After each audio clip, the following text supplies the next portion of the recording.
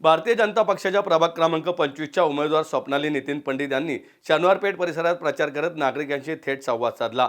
या प्रचारादरम्यान त्यांनी मेहुणपुरा, मोतीबाग, पेपर गल्ली आदी भागांना भेट देत स्थानिक नागरिकांच्या समस्या जाणून घेतल्यात।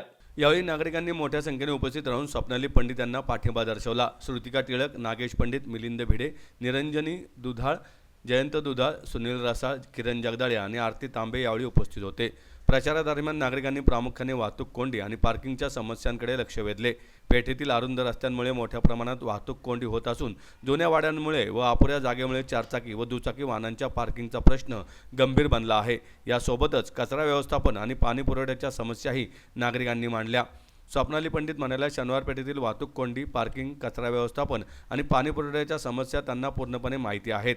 पाणी पुरवठा सुरळीत व योग्य दाबाने होण्यासाठी संबंधित विभागांशी समन्वय साधून ठोस उपाययोजना राबवण्यात येतील।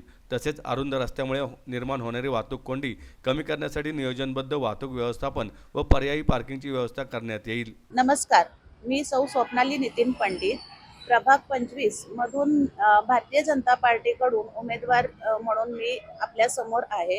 माझ्याबरोबर अजून 3 उमेदवार आहेत, राघवेंद्र उर्फ बापूदादा मानकर, स्वर्धाताई बापट आणि कुणालदादा टिळक।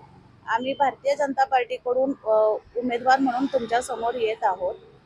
प्रभागासाठी आम्हाला स्वच्छ प्रभाग, आपल्याला जे माननीय आपले हेमंत भाऊ रासने आहेत त्यांच्या नेतृत्वाखाली प्रभागातल्या स्वच्छतेचं आमचं विजन खूप क्लिअर आहे।